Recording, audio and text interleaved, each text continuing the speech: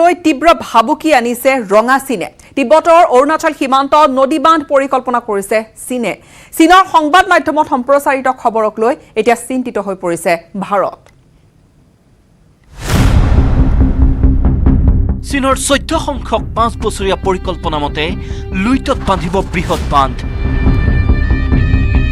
আৰম্ভ কৰিব জলবিদ্যুৎ প্ৰকল্প। তিব্বতৰ অৰুণাচল সীমান্তত হ'ব চীনৰ নদী বান্ধ। চীনৰ সংবাদ মাধ্যমে প্ৰচাৰ কৰা এই শেহতীয়া খবৰে চিন্তিত কৰিছে ভাৰতক। চীনৰ এই শেহতীয়া সিদ্ধান্তই মহাবাহু ব্ৰহ্মপুত্ৰৰ অস্তিত্বৰ প্ৰতি মাতিব ভাবুকি। ইয়াৰলুং চাংবুনৈ লুইটৰ তিব্বতী নাম। তিব্বতৰ একেবাৰে সীমামূৰীয়া ৰাজ্য মেডং। এই মেডঙতেই ভেটা দিব ইয়াৰলুং চাংবু। ইতিমধ্যে ব্ৰহ্মপুত্ৰৰ ওপৰত বৃহৎ বান্ধ দিয়াৰ বাবে চীনে নিৰ্বাচন কৰিছে এটা ব্যক্তিগত প্ৰতিষ্ঠানকো। তিব্বতে বছৰেকত উপাৰ্জন কৰিব $3 বিলিয়ন। চীনৰ আভ্যন্তৰীণ শক্তি বৰ্ধনৰ লক্ষ্য। শুকাই যাব নেকি ব্ৰহ্মপুত্ৰ? সলনি হ'ব নেকি অসমৰ সামাজিক গাঁথনি? এই সন্দৰ্ভত 2005 চনৰে পৰা ভাৰত আৰু চীনৰ মাজত কেইবালানিও আলোচনা চলি আছে। তাৰ মাজতে চীনৰ আগন্তুক পঞ্চবাৰ্ষিক পৰিকল্পনাত ব্ৰহ্মপুত্ৰক ভেটাৰ প্ৰস্তাৱ সন্নিৱিষ্ট হোৱাটোৱে অশনি সংকেত কঢ়িয়াইছে। যদি চীনে এই প্ৰস্তাৱ কাৰ্যকৰী কৰে তেন্তে 2021 পৰা 25 চনৰ ভিতৰত চীনৰ বৃহৎ নদী বান্ধে গতি ৰুদ্ধ কৰিব পাৰে ব্ৰহ্মপুত্ৰৰ।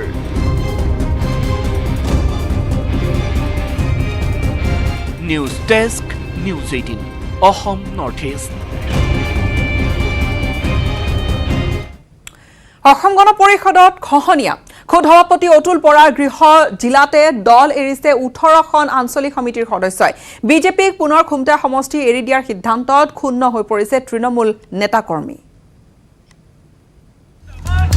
মন্ত্ৰী অতুল বৰাৰ গৃহ জিলাত বিসম্বাদ। খুমটাই বিজেপিক এৰি দিয়াৰ প্ৰতিবাদ।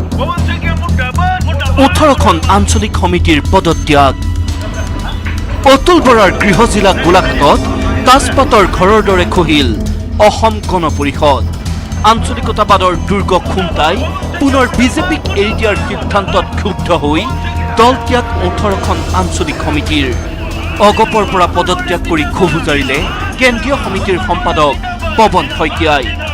তেখেতসকলে মিত্ৰজোঁটৰ পক্ষতে চিট দিয়াৰ ব্যৱস্থা গ্ৰহণ কৰিছে আৰু সেইকাৰণে অসম গণ পৰিষদৰ কৰ্মীসকলে আজি যথেষ্ট দিন যোৱা 5টা বছৰ যথেষ্ট অসন্তুষ্ট হৈ আছিল। শেষত এনেকুৱা এটা পৰ্যায় পালে ভয়ানক এটা উদ্গীৰণৰ পৰিস্থিতিৰ সৃষ্টি হ'ল আৰু সেইকাৰণে প্ৰকৃত আঞ্চলিকতাবাদৰ সপক্ষে যোৱাৰ খুব পোষকতা কৰি সকলো কৰ্মীয়ে তেওঁলোকে ৰেজিগনেশ্যন দিবলৈ আচলতে বাধ্য হ'ল। 19 বছৰে আঞ্চলিকতাবাদৰ নায়ক প্ৰবীণ গগৈয়ে প্ৰতিনিধিত্ব কৰা খুমটাই সমষ্টি ক্ৰমাগত দুবাৰ বিজেপিক এৰি দিয়াৰ সিদ্ধান্তত ক্ষুণ্ণ তৃণমূল কৰ্মী। আনফালে খুমটাইত অগপত খহনীয়া হোৱাৰ সময়তে গোলাঘাটৰ কাৰ্যালয়ত দলীয় কৰ্মীৰ আতচবাজি। অগপৰ কেন্দ্ৰীয় সমিতিৰ সম্পাদকৰ পদত্যাগত উৎফুল্লিত গোলাঘাটৰ একাংশ অগপৰ এই কৰ্মী। পৱন শইকীয়া ডাঙৰীয়াই পদত্যাগ কৰাৰ পাছত আপোনালোকে প্ৰত্যক্ষ কৰিছে যে অসম গণ পৰিষদ দল গোলাঘাট জিলা সমিতি কাৰ্যালয়ত পতাকা ফুটাই হৰ্ষোল্লাস আমাৰ দলীয় কৰ্মীয়ে প্ৰকাশ কৰিছে। এই কাৰণে যে যোৱা দিনসমূহত পৱন শইকীয়া ডাঙৰীয়াই কংগ্ৰেছৰ লগত লগ লাগি দলত বহুত অপকৰ্মত তেখেত লিপ্ত আছিল। গতিকে পৱন শইকীয়া ডাঙৰীয়াই আজি অসম গণ পৰিষদ দল ত্যাগ কৰাত খুমটাইবাসী ৰাইজৰ লগতে গোলাঘাট সমষ্টিৰ আমাৰ দলীয় কৰ্মীসকলে সন্তুষ্টি প্ৰকাশ কৰিছে। খুমটাইৰ 18খন আঞ্চলিক সমিতিৰ পদত্যাগৰ খবৰক মিথ্যাচাৰ আখ্যা গোলাঘাটৰ একাংশ অগপ নেতাৰ। তেওঁ যোৱাৰ কাৰণে আমাৰ একো ক্ষতি নহয়। তেওঁ জেগাডোখৰ পূৰ কৰিবৰ কাৰণে অসম গণ পৰিষদ দলৰ মানুহৰ অভাৱ হোৱা নাই, ঢেৰ মানুহ আছে আৰু আমাৰ দলৰ কাম কাজ খুব নিয়াৰিকৈ চলি আছে আৰু ভালকৈ চলি যাব। এয়া অগপ সভাপতিৰ গৃহ জিলাৰ দৃশ্য। খুদ গোলাঘাটতে দুটা ফৈদত বিভক্ত অসম গণ পৰিষদ। এফালে অতুল বৰা পন্থী, আনফালে প্ৰফুল্ল মহন্তৰ সমৰ্থক। এই দুই ফৈদৰ যুঁজত ICUত ভৰ্তি কৰিব লগা অৱস্থা হৈছে অসম গণ পৰিষদৰ। নিৰ্বাচনলৈ মাত্ৰ 4 মাহ থকা অৱস্থাত অগপৰ এই সংকটে অশনি বাৰ্তা প্ৰেৰণ কৰিব আঞ্চলিকতাবাদী দলটোলৈ। গোলাঘাটৰ পৰা ইউনিছ আলীৰ report, news 18 Asom north east. সময়খিনিতে আন এটা হোৱা সন্মানীয় তিতাবৰ সমষ্টিত আসন্ন বিধানসভা নিৰ্বাচনত কংগ্ৰেছে কাক প্ৰাৰ্থিত্ব দিব, এই লৈ প্ৰদেশ কংগ্ৰেছে দেওবাৰে সম্পূৰ্ণ কৰ্তৃত্ব গগৈ পৰিয়ালৰ হাতত অৰ্পণ কৰাৰ পিছতে সন্মুখলৈ আহিছে প্ৰয়াত গগৈৰ বোৱাৰী তথা সাংসদ গৌৰৱ গগৈৰ পত্নী এলিজাবেথ কলবাৰ্ণ গগৈৰ নাম। তিনিবাৰৰ মুখ্যমন্ত্ৰী তৰুণ গগৈৰ বোৱাৰী এওঁ এলিজাবেথ কলবাৰ্ণ গগৈ। গগৈৰ সাংসদ পুত্ৰ গৌৰৱ গগৈৰ পত্নী এওঁ।